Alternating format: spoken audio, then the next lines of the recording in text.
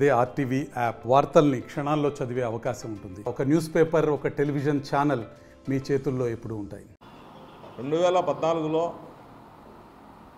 అప్పటి రాష్ట్ర ముఖ్యమంత్రి నారా చంద్రబాబు నాయుడు గారి సారథ్యంలో ఏపీ ఫైబర్ అనే సంస్థను నెలకొల్పి పేదలకు అందుబాటులో ఉండాలని, అతి తక్కువ ధరలకే ఇంటర్నెట్ కనెక్షను, దాంతోపాటు అన్ని ఓటీటీ యాప్స్ ద్వారా ప్రజలకు అందుబాటులోకి తీసుకురావాలని చౌకదలతో ఆయన ఏదైతే స్థాపించినాడో ఆ ఏపీ ఫైబరు గత ప్రభుత్వము జగన్మోహన్ రెడ్డి ప్రభుత్వం వచ్చిన తర్వాత తుంగలో తొక్కేయడం జరిగిందనమాట.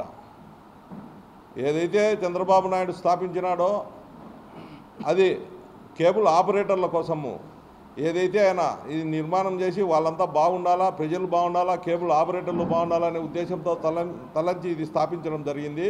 అప్పట్లో రాష్ట్ర వ్యాప్తంగా 12 లక్షల కనెక్షన్లు వేయడం జరిగిందనమాట ఈ రాష్ట్రంలో. తర్వాత వచ్చిన ప్రభుత్వం జగన్మోహన్ రెడ్డి ప్రభుత్వంలో దాన్ని ఆలనా పాలన లేక, సరిగా పట్టించుకునే నాదులు లేక, అది కేవలం వైసీపీకి ఎవరైతే వారికి పలుకుతారో అనుచరులు వాళ్ళ భాగస్వామ్యంతో నడిచింది కాబట్టి 4 లక్షల నుంచి 5 లక్షల కనెక్షన్లు మాత్రమే ఇప్పుడు ఉన్నాయి. అంటే దాదాపు 7 లక్షల కనెక్షన్లు వెళ్ళిపోయినాయి. ఈ తరుణంలో ఇప్పుడున్న పరిస్థితుల్లో, ఇప్పుడున్న టెక్నాలజీతో ఉన్న జియో అయితేనేమి, ఎయిర్టెల్ అయితేనేమి, వివిధ సంస్థలు పోటీతత్వం ఉన్న దానివల్ల, ఈ సిగ్నల్ సరిగా లేని దానివల్ల అందరూ దాని వైపు మొగ్గు చూపుతున్నారు. సో కేబుల్ ఆపరేటర్లు ఎవరైతే ఉన్నారో వాళ్ళు వీధిపాలు కావాల్సి వస్తుందన్నమాట.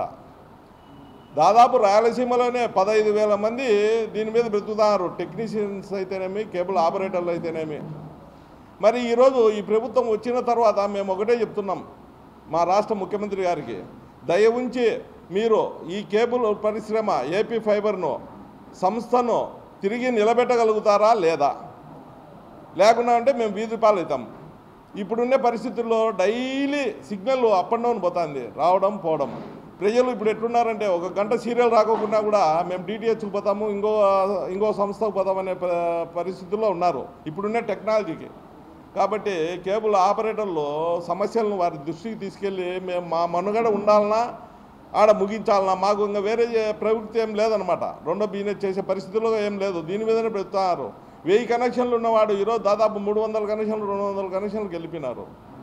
కాబట్టి మమ్మల్ని దృష్టిలో పెట్టుకొని మన రాష్ట్ర ముఖ్యమంత్రి గారు, ఇదైతే మాకు సిగ్నల్స్ కట్ అయిన దానివల్ల మా కనెక్షన్స్ అన్నీ పోతున్నాయి, ఈ సిగ్నల్స్ను తిరిగి త్వరగా మాకు పూర్తి చేసి అభివృద్ధి పదంలోకి తీసుకెళ్తారనే ఉద్దేశంతో మేము మీ ద్వారా ఈ సందేశాన్ని ఆయనకు అందజేయాలని తలంపుతో ఈరోజు ఈ కార్యక్రమం చేయడం జరిగింది.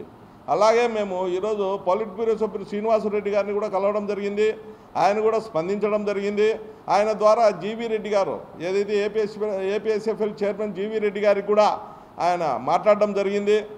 ఖచ్చితంగా మీ పరిష్కరిస్తాను మీ సమస్యను, ఈ టెక్నికల్ సమస్యను అని ఆయన కూడా అభయం ఇవ్వడం జరిగింది. అదే గతంలో సస్పెండ్ అయిన బాక్సులు 59 రూపాయలు ఇప్పటికీ కడుతున్నామన్నమాట. ఎవరైనా మనం కనెక్షన్ ఇచ్చినప్పుడు ట్రాన్స్ఫర్ వెళ్ళిపోతే ఆ బాక్స్ తీసుకోకపోతే దాన్ని 59 రూపీస్ ఇప్పుడు మనం పే చేస్తున్నాం. అది ఒక అధిక భారం అయిందనమాట మాకు. కాబట్టి ఇవన్నీ దృష్టిలో పెట్టుకొని నారా చంద్రబాబు నాయుడు గారు మమ్మల్ని కొనసాగించాలా అనుకుంటే, ఈ ప్రభుత్వంలో వారు తలపెట్టిన ఏపీ ఫైబర్ను నిలబెట్టాలా అనుకుంటే మాకు కరెక్ట్ సిగ్నల్ ఇచ్చి బాక్సులు సప్లై చేసి తిరిగి మమ్మల్ని పునర్నిర్మాణం ఇంతకుముందు ఏ విధంగా.